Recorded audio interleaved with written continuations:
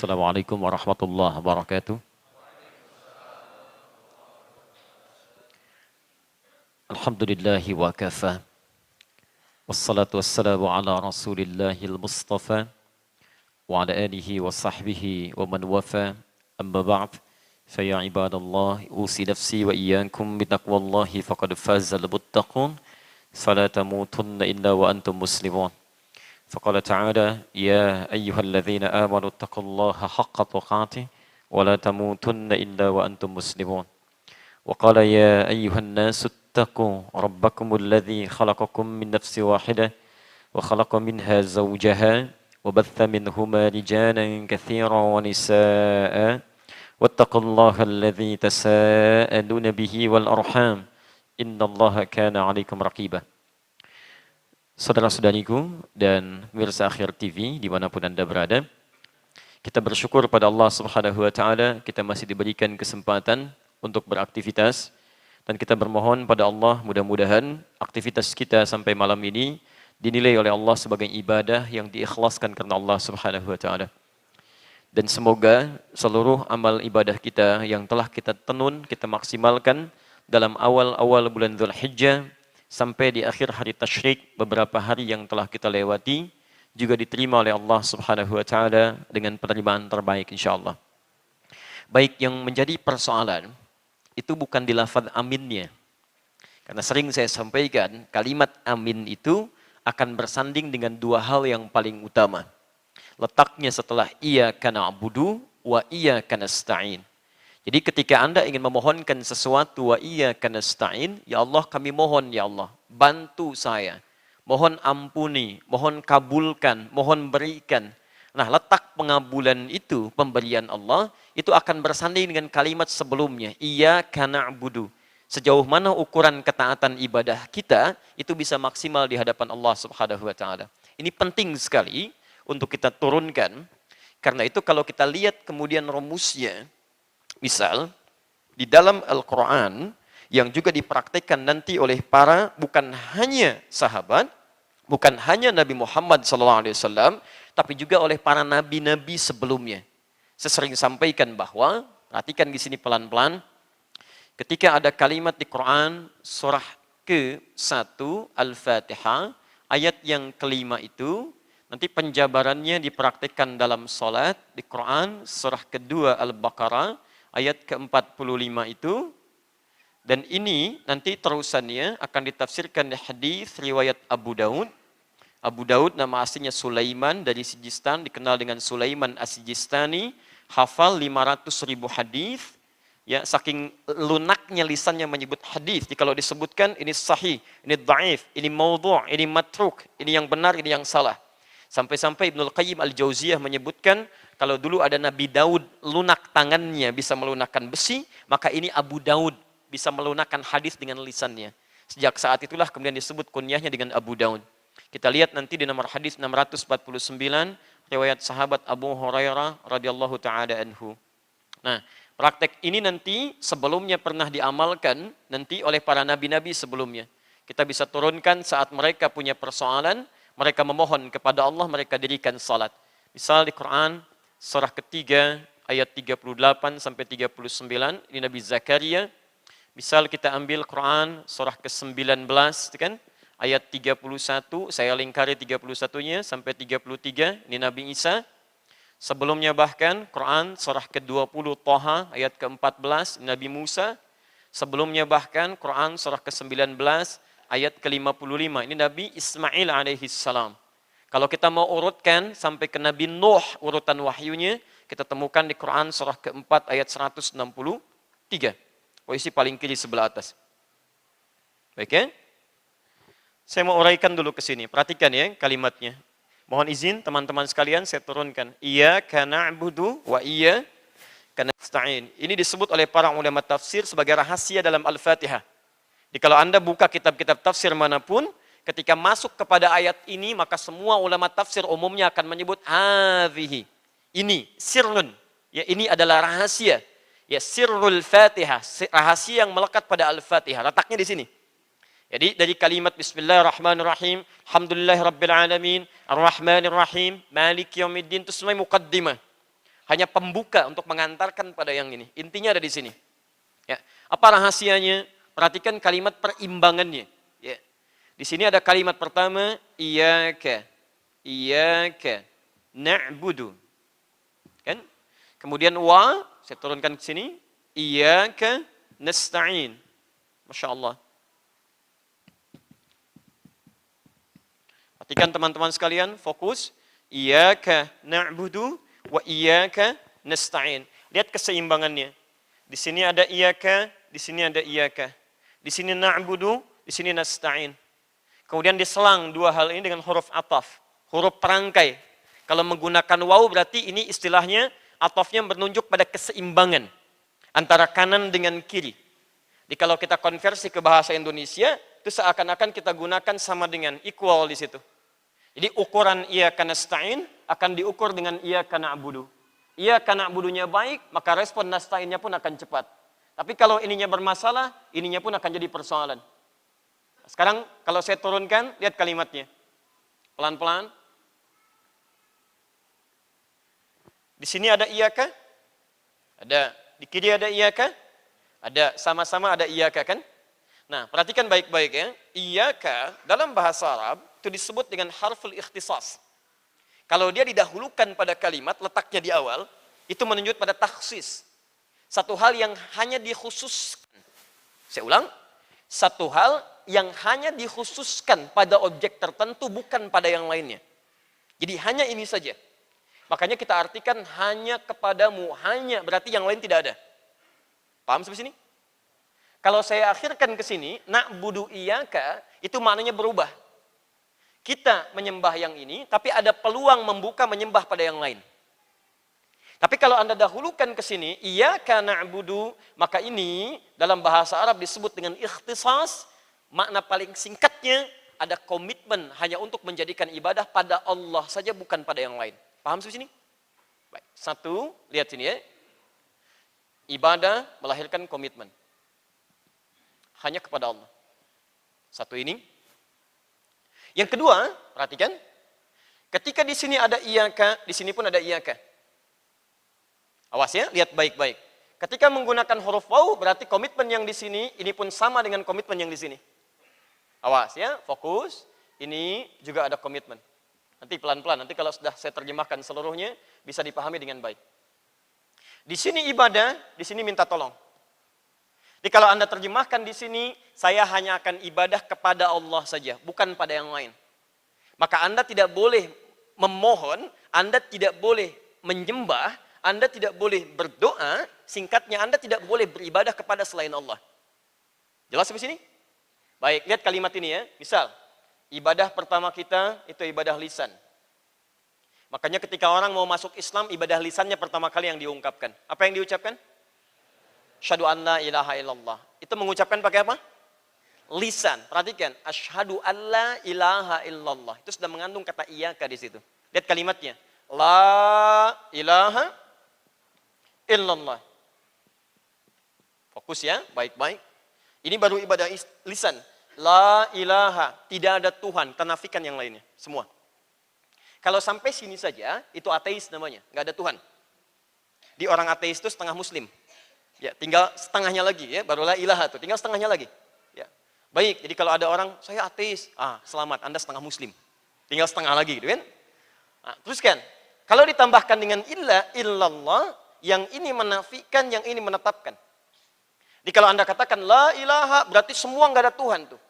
Illallah, kecuali Allah saja. Jadi nggak ada yang lainnya. Nah, orang yang sudah mengatakan la ilaha illallah, maka konsekuensinya lisannya tidak boleh mengatakan lagi ada Tuhan selain Allah. Lisannya tidak boleh lagi mengatakan ada agama selain agama yang diridhoi oleh Allah. Misal, agama apa yang paling diridhoi Allah? Islam. Tahu dari mana? Quran surah ketiga ayat 19. Quran surah 3 ayat 19. Fokus ya. Anda menetapkan Allah sebagai Tuhan. Maka Allah membuat sistem masuk dalam ad-din. Sistemnya disebut ad-din.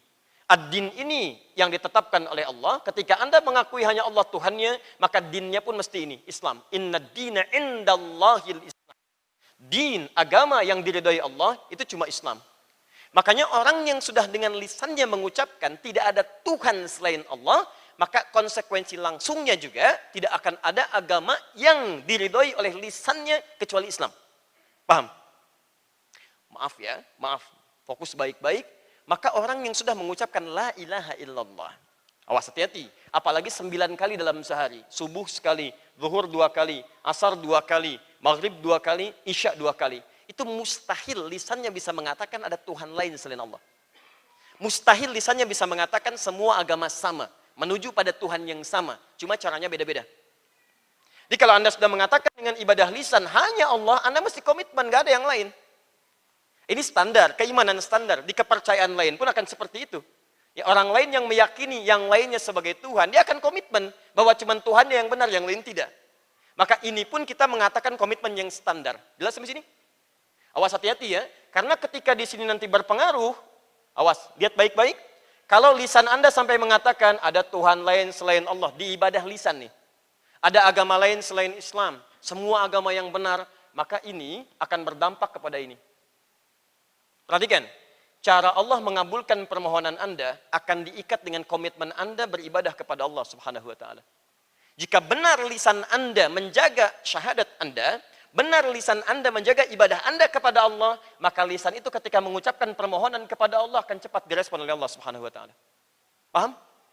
Maka tolong ya, kalau Anda selama ini berdoa kepada Allah, bermohon kepada Allah, lisan Anda memohon tapi jawaban tidak pernah datang, coba cek, apa yang salah di lisan Anda di sini? Barangkali ada sesuatu yang salah di iyyaka na'budu sehingga ketika Anda iyyaka nasta'in maksimalkan tidak muncul di dalam kehidupan. Paham ya? Halo? Ya. Ini baru aspek tauhid. Misal, aspek muamalah. Awas hati-hati, awas hati-hati. Baik, berkata baik ibadah bukan? Tahu dari mana? Kalau tidak tahu katakan. Allah alam. Baik. Ya, sekarang lihat baik-baik ya. Berkata baik itu ibadah atau bukan? Baik. Ibadah atau bukan? Ibadah. Tahu dari mana? Allah alam, Masya Allah. Baik, mari kita lihat sini. Lihat, orang yang bersyahadat itu disebut orang beriman. Sepakat sampai sini? Sepakat ya? Jadi ketika mengatakan asyhadu alla ilaha illallah, berarti dia sudah beriman kepada Allah ya. Makanya orangnya disebut dengan mukmin, pekerjaannya disebut dengan amana, jamaknya disebut dengan amanu. Jadi kalau di Quran ada kalimat ya ayyuhalladzina amanu, itu menunjukkan pada orang-orang yang beriman. Karena itu setiap ada kalimat iman, setelahnya pasti ada perintah untuk ibadah. Jenisnya amal soleh. Silakan Anda cek, setiap ada kalimat iman, setelahnya pasti amal soleh. Ibadah bentuknya. Jadi kalau ada di Quran dibuka ayat dengan kata amanu, setelahnya pasti bernilai ibadah. Lihat, walas, Quran surah 103. Innal insana lafi khus illal ladzina amanu wa amilus solihat. Setelah amanu, amilus solihat. Amilus solihat itu ibadah. Rincian amal soleh ini nanti dirinci dalam bentuk amalan-amalan ibadah. Contoh, kalimat iman pertama Al-Baqarah ayat ketiga. Alladzina yu'minuna bil ghaib. Iman. Yu'minun. Setelah itu apa? Wa yuqimunas shalah. Salat ibadah bukan? Ibadah. Baik. Contoh, Al-Baqarah 183. Paling kiri sebelah atas. Ya ayyuhalladzina amanu. Kutiba alaikumus siyam. Kalimat puasa dibuka dengan kalimat iman. Artinya kalau ada ayat-ayat di Quran dibuka dengan kalimat iman, maka ayat setelahnya menunjuk pada ibadah. Apakah itu ibadah dalam bentuk ritual? Apakah itu ibadah dalam bentuk sosial? Apakah itu ibadah dalam bentuk tauhid? Atau apakah itu ibadah dalam bentuk muamalah? Sekarang perhatikan, lisan kita ketika disebut oleh Quran itu tidak akan jauh dari fungsi ibadah. Quran surah ke-49 ayat ke-11. Perhatikan kalimatnya. Lisan. Ya ayyuhalladzina amanu la yaskhar qaum min qaum. Hei orang-orang yang telah menyatakan dirinya beriman kepada Allah, jangan saling cela. Ada ayatnya? Ya ayyuhalladzina amanu, hei orang-orang telah menyatakan dirinya beriman pada Allah. Iman. Lihat, tauhid Anda disentuh, setelah itu muncul ibadah pada lisan. La yaskhar qaum min qaum, jangan saling cela. Ayat sebelumnya yang keenamnya, ya ayyuhalladzina amanu in ja'akum fasiqun binaba'in fatabayyanu. Hei orang-orang yang telah beriman, jika datang berita yang tidak benar dari orang yang tidak baik, kredibilitasnya cek dulu. Pastikan benarnya, jangan sebarkan hoax. Itu ayat tentang penyebaran hoax. Coba lihat, mohon izin ya. Jadi ketika Anda menghindari hoax, itu ibadah. Ketika Anda meninggalkan celah, itu ibadah. Ketika Anda berkata yang baik-baik, itu ibadah. Sekarang perhatikan, lisan orang yang selalu digunakan untuk ibadah, konsekuensinya ketika lisannya ini digunakan untuk memohon kepada Allah, maka akan cepat Allah mengabulkan permohonannya. Tapi Masya Allah, lihat sini. Lisan Anda ketika digunakan pada hal yang tidak Allah sukai. Allah kan sukanya ibadah. Anda yakin dengan Allah, kata Allah kerjakan ibadah. Ini bentuknya seperti ini. Awas, ada ibadah lisan. Tiba-tiba Anda mengerjakan apa yang tidak disukai Allah. Saya mengerjakan sesuatu yang tidak Anda suka. Tiba-tiba saya datang kepada Anda untuk meminta sesuatu. Anda berikan tidak pada saya? Ya, kata Anda, tolong ya, Sadadi, jangan mencela, jangan menghina, jangan macam-macam. Terus saya kerjakan semua itu. Saya cela orang, saya hina orang, saya katakan yang buruk-buruk. Tiba-tiba saya datang kepada Anda minta sesuatu. Dikabulkan tidak?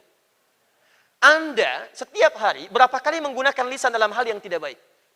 Pernah mencela orang lain, pernah menghardik orang lain, pernah macam, pernah A, pernah B, pernah C. Tiba-tiba dengan senyaman hati Anda ingin memohon kepada Allah. Ya Allah tolong kabulkan, ya Allah tolong mudahkan, ya Allah tolong cepatkan, ya Allah tolong. Kalau satu kali Anda memohon kepada Allah, ternyata maaf permohonan Anda tertunda, coba cek.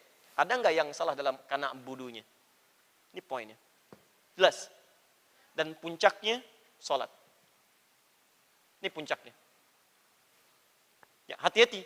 Karena dalam sholat itu, teman-teman sekalian, semua dari ujung kepala sampai ujung kaki dipakai ibadah kepada Allah Subhanahu wa Ta'ala. Lisan kita bicara, kepala kita menunduk, tangan kita digerakkan, kaki digerakkan dari ujung kepala sampai ujung kaki. Makanya ketika ada seseorang dalam sholat yang membaca kalimat ini, itu langsung turun hadis qudsi seketika.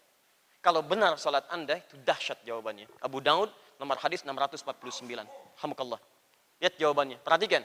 Idza qala al-abdu, kalau seorang hamba memohon dalam sholatnya, iyyaka na'budu wa iyyaka nasta'in. Dia berkata, ya Allah sekarang hamba sholat hanya kepadamu saja. Wa iyyaka nasta'in, dan sekarang hamba punya persoalan. Hamba mohon solusi hanya padamu saja. Lihat jawaban hadis qudsinya. Qala Allah azza wa jalla, Allah menjawab doanya. Hadza baini wa baina abdi. Ini perjanjian antara aku dengan hambaku. Perjanjian. Wali abdi masal. Kalau hambaku benar sholatnya sampai sekarang ini, masalah. Apapun yang dia minta sekarang, aku akan kabulkan. Apapun yang dia minta, aku akan kabulkan. Karena itu orang-orang dulu termasuk para nabi, ketika mereka punya kebutuhan tertentu, ketika mereka punya hajat tertentu, punya persoalan tertentu, kebanyakan mereka memohon dalam sholat.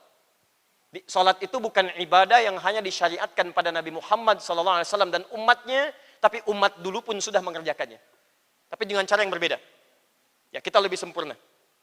Saya beri contoh misal, antum kenal Nabi Zakaria? Masya Allah. Habis Idul Adha, kenal Nabi Zakaria. Luar biasa. Tapi bagus lah, daripada di Lampung Ustaz kenal Fir'aun. Luar biasa, dia agak lebih bagus. Nabi Zakaria punya masalah. Sudah puluhan tahun, rambut memutih, fisiknya sudah mulai letih, ya belum ada keturunan. Dilukiskan kemudian di Quran surah ke-19 ayat 2 sampai ayat ke-11-nya. Bagaimana beliau tidak putus asa memohon kepada Allah. Tapi tahukah Anda apa yang terjadi? Dikabulkan ketika beliau sedang menunaikan sholat. Quran surah ketiga ayat 38 sampai 39. Lihat ayat 39-nya. Fanadatul malaikatu wa huwa qaimun yusalli fil mihrab. Maka dipanggil oleh malaikat, diberikan kabar. Allah memberi kabar gembira akan punya anak laki-laki. Annallaha yubashshiruka bi Yahya. Namanya Yahya. Kapan terjadi? Ketika berdiri dalam sholatnya. Nabi Musa ketika punya masalah diminta sholat oleh Allah. Quran surah ke-20 ayat ke-14. Innani anallahu la ilaha illa ana fa'budni. Musa, saya Allah. Enggak ada Tuhan yang layak disembah kecuali saya. Sembah saya. Bagaimana menyembahnya? Wa aqimis sholata lidzikri. Tunaikan salat dengan benar sebagai zikir kepada saya. Allah perintahkan Nabi Musa salat. Nabi Ismail alaihi salam. Quran surah 19 ayat ke-55. Saya tuliskan, perhatikan teman-teman. Bahkan meminta keluarganya salat. Lihat, wa kana ya'muru ahlahu bis shalah. Beliau meminta kepada keluarganya tunaikan salat dengan benar. Anda bisa bayangkan, Nabi Ismail sangat dekat dengan Allah, disayang oleh Allah. Dari rahim beliau kemudian dari istrinya mengalir keturunan-keturunan sampai muncul Nabi Muhammad SAW. Diperintahkan untuk sholat. Minta pada keluarganya sholat. Nabi Isa sholat. Quran surah ke-19 ayat 31. Beliau sholat. Semua sholat. Dan Anda bisa bayangkan. Nabi sholat. Rasul sholat. Sahabat sholat. Tabi'in sholat. Ulama sholat. Anda Rasul bukan. Nabi bukan. Ulama bukan. Sahabat bukan. Tabi'in bukan. Anda nggak mau sholat. Ya, ada sesuatu yang kita harus perbaiki. Jelas ya? Tapi pertanyaannya, maaf ya, kalau ada orang tiap hari sholat, bahkan 17 rakaat, 17 kali mengucapkan kalimat ini, tidak terkabul-kabul, apa yang salah? Dulu orang sekali sholat, selesai masalah. Antum sehari 17 kali minta ini. Iyyaka na'budu wa iyyaka nasta'in, diucapkan berapa kali dalam sehari? Halo? Nggak usah banyak hitung, pasti 17. Karena sholat kita 17 rakaat. Setiap rakaat pasti baca ini. Kalau antum baca 16 kali, berarti ada yang kelewat kurang 1 rakaat. Kurang 1 rakaat ya, hati-hati. Kalau 18 kali, antum terlampau soleh. Ada yang kelebihan, pasti sholat subuhnya 3 rakaat. Kan? 17 kali. Jadi kalau ada sesuatu yang belum terkabul, coba cek barangkali ada yang tidak tepat dalam sholatnya. Minimal coba lihat sindiran Allah di Quran, surah kedua Al-Baqarah ayat 186. Paling kiri sebelah bawah. Ini nyindirnya halus sekali, tapi tajam. Wa idza sa'alaka 'ibadi 'anni fa inni qarib. Maaf, dari Muhammad, jika hambaku datang kepadamu mencari-cari aku, bertanya tentang aku. Mohon izin ya, kalau ada hamba mencari-cari Allah, biasanya motifnya apa? Itu biasanya 2 tuh ya.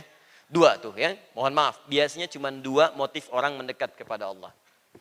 1, kebanyakan lagi butuh. Punya masalah. Gajian lancar belum ingat, begitu 3 bulan belum keluar, ya Allah, mulai rajin ke masjid itu kan. Baik, uang belanja lancar biasa, begitu terhambat 5 bulan baru, ya Allah, saya sudah tahajud, ya Allah, sudah puasa, kenapa belum dikabul juga? Oh, tahajud baru 1 rakaat, ya, baik, puasa setengah hari sudah buka, ya, jadi masalah. Baik, yang kedua, iman sedang menguat, ini biasanya. Ini cuma 2 ini, jadi kalau antum sedang rajin-rajin ke masjid, sedang ibadah, coba lihat, di antara 2 ini. Kalau tidak imannya sedang kuat, berarti sedang punya kebutuhan. Oke? Nah, sekarang perhatikan. Wa idza sa'alaka 'ibadi 'anni fa inni qarib. Enggak usah banyak dicari. Saya dekat. Ini secara psikologis bagus sekali. Ustaz, Pak, mau tanya Ustaz Adinya masih lama enggak? Taklim belum dimulai. DKM katakan, aduh belum ada konfirmasi. Dengan yang kedua, Pak, Ustaz Adi sudah dekat belum? Hadir enggak? Tenang aja Bu, sudah dekat. Nih barusan ngasih tahu. Mana yang lebih menenangkan ke dalam hati? Jawaban pertama atau kedua? Kedua. Perhatikan, ketika ada yang bertanya pada Nabi, saya butuh sesuatu pada Allah. Kata Nabi, kamu gak usah cari. Kata Allah, katakan, Allah dekat. Seketika memberikan harapan. Tapi yang paling hebat, lihat ujungnya. Allah Maha tahu ketika seseorang ingin mendekat kepada Allah, apa yang diinginkan? Setelah itu tiba-tiba ada statement tentang pengabulan doa. Ujibu da'watad da'i idza da'ani. Perhatikan, ini agak menarik ayatnya. Ada orang kemudian ingin mendekat kepada Allah, jawaban Allah, saya dekat, saya akan jawab apa yang ia mohonkan kepadaku. Langsung, tuntas. Kalimatnya menggunakan ujib. Fokus ya. Saya agak pelankan di sini. Ujib. Ujibu da'watad da'i idza da'ani. Lihat sini, ujib, bentuknya fi'il mudhari. Maknanya 3. Present, continuous, future. Ikan, tolong fokus ya, lihat baik-baik ini. Seperti biasa dianggapnya, tapi ini penting. Kaidah doa dalam Al-Quran, ketika dimohonkan kapanpun, lihat jawaban Allah. Ketika dimohonkan kapanpun, kaidahnya present. Sekarang Anda berdoa, kata Allah saya kabulkan. Continuous. Kapanpun Anda berdoa, terus-terusan saya pun akan kabulkan. Future. Nanti Anda berdoa, saya pun akan kabulkan. Di sifat doa itu, ketika disebutkan di Quran, begitu dimohonkan, akan dikabulkan. Entah seketika dikabulkan, nanti dikabulkan, atau diganti yang terbaik dengan apa yang Anda butuhkan. Karena Allah hanya mengabulkan apa yang Anda butuhkan, bukan apa yang Anda inginkan. Tapi poinnya, setiap doa dipanjatkan, di situ Allah mengabulkan. Persoalannya, kapan Allah cepat mengabulkan doa ini? Lihat ujung ayatnya, diikat dengan na'budu. Ini iyyaka nasta'in, yang ini na'budunya tidak ketinggalan. Lihat ujungnya. Falyastajibu li. Kalau Anda ingin cepat dikabulkan doanya menggunakan fa. Harfu atfin bila hudud. Huruf merangkai dua peristiwa tanpa jeda. Cepat artinya. Artikan dengan cepat. Jadi peristiwa pertama Anda ingin cepat dikabulkan doanya. Peristiwa kedua Allah menuntut Anda cepat mengerjakan apa yang Allah inginkan. Lihat sini. Kalau Anda ingin cepat dikabulkan doanya. Kata Allah, falyastajibu li. Maka cepat segera respon setiap seruanku. Ini ingin cepat dikabulkan doa.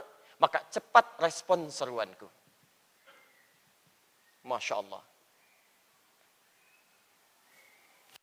Anda cepat merespon seruan Allah, iyyaka na'budu, maka seruan Anda pun kepada Allah akan cepat direspon oleh Allah. Wa iyyaka nasta'in. Lihat ukurannya. Jadi kalau Anda cuma mengharap amin, amin, amin, amin, iyyaka nasta'in, tapi tidak pernah meningkatkan iyyaka na'budu, itu sampai kiamat kurang 2 hari pun akan susah. Akan susah. Sehari lagi buat tobatlah kesempatan itu kan. Nah, lihat sini. Jadi ukurannya adalah kalau Anda ingin dipercepat iyyaka nasta'innya, maka iyyaka na'budunya tingkatkan, ini poinnya. Jadi kalau Anda yang tiap hari bermohon pada Allah, minta, bahkan duduk di antara 2 sujud 7 permintaan, Rabbighfirli warhamni dan seterusnya, baru saja kemudian bertakbir sudah minta, rukunya minta, i'tidal minta, sujudnya doa, duduk di antara 2 sujud doa, mau ditutup salam doa, tapi nggak ada yang terkabul satupun. Coba cek. Barangkali ada yang salah nih, diantaranya cara cepat merespon ibadahnya. Ayo, subuh jam berapa? Tuh waktu subuh aja, nah nggak hafal, bagaimana bisa cepat merespon waktunya? Nggak usah lihat ke atas, nggak akan ada, tutup coba ini. Cuman maghrib di atas ini. Ayo, subuh jam berapa? Tuh, 4.36, 4.37, 4.38, Masya Allah. Selalu terjadi perbedaan pendapat pemirsa tentang waktu sholat subuh. Karena jamnya belinya di tempat berbeda, settingannya lain-lain. Ya? Baik, 4.30.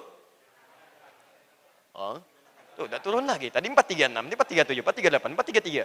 Maunya apa sebetulnya? Yang penting sehat lah antum dah. 436 lah kita ambil ini. Perhatikan, 436. Apa kaidah Qurannya? Turunkan. Quran surah ke 2 ayat 238, paling kiri sebelah atas. Quran surah kedua ayat 238. Kita praktekkan ini. Ya. Awas, hati-hati. Hafidhu 'alas salawati was salatil wusta wa qumu lillahi qanitin. Jagalah oleh Anda waktu-waktu salat, jaga. Waktu salat subuh 4.36. Nih lihat kaidahnya. Anda yang ingin cepat dikabulkan doa, hei Anda yang ingin dimudahkan oleh Allah, ingin cepat direspon Allah, lihat kaidah pertama. Ketika Allah menyeru Anda, respon cepat. Kaidah Qur'annya dipertegas di Quran surah kedua ayat 238. Jaga waktu-waktu sholat. Kalau saya punya sesuatu, saya beri batas begini, ini batas yang harus dijaga. Boleh nggak orang lain lewat ke sini? Tidak, maka saya mesti tahan jangan sampai lewat. Ini Allah membuat batas sholat subuh, sekarang misal 4.36. Dan diminta dijaga. Lihat, minta dijaga. Semakin cepat Anda merespon ini, semakin cepat peluang dikabulkan doa Anda cepat. Baik, sekarang kaidahnya, kalau saya tunaikan lewat dari sini, kaidahnya masuk ke dalam respon cepat? Tidak. Artinya, ketika Anda diminta 4.36 menunaikan sholat, seketika itu juga Anda sudah siap untuk menunaikan sholat. Jadi kalau Anda misalnya dipanggil 4.36, bukan jam 4.36 baru bangun. 4.36 itu sudah siap menunaikan sholat. Dibangunnya sebelum 4.36, Anda bangun dari jam 4 misalnya, siap-siap dulu, mandi dulu, macam-macam dulu, wudhu dengan baik. Begitu dipanggil Allahu Akbar, sudah siap sholat. Ketika Anda kerjakan seperti itu, berarti iman Anda standar.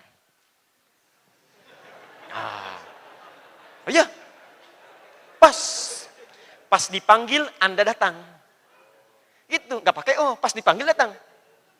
Yuk Anda kerja jam 8, datang ke tempat kerja jam 8, standar kan? Kalau Anda datang ke tempat kerja jam 7, Anda hebat. Maka orang-orang yang dipanggil 4.36, ketika dia pun kemudian dipanggil dia datang, maka apa respon yang Allah berikan? Ketika dia memanggil Allah, baru Allah pun akan meresponnya. Pas sesuai dengan panggilan. Di Anda merespon panggilan Allah, 4.36, Ketika diseru, Anda datang. Maka Allah pun akan datang kepada Anda ketika Anda hanya menyerunya saja. Paham? Ya Allah minta ini, ya Allah. Benar permohonan Anda, dikabulkan seketika. Tapi ketika Anda tidak memanggilnya, tidak ada perhatian dari Allah kepada Anda. Paham? Baik, ada orang yang Masya Allah. 4.36 dipanggil, jam 3 sudah bangun dia. Mandi. Masya Allah, wudhu. Tidur lagi, Masya Allah. Dia tahajud. Dia tahajud. Tahajud, Masya Allah. Salat. Dia zikir dulu, Masya Allah. Dia istighfar. Miriplah disebutkan di Quran, surah ke-51 ayat 15 sampai 23. Bahkan disebut orangnya sedikit tidur. Ya, tahajud banyak dan sebagainya. Maka orang ini, maaf ya, lihat kalimatnya. Ketika belum dipanggil, dia sudah menyeru seruan Allah. Datang. Sebelum panggilan.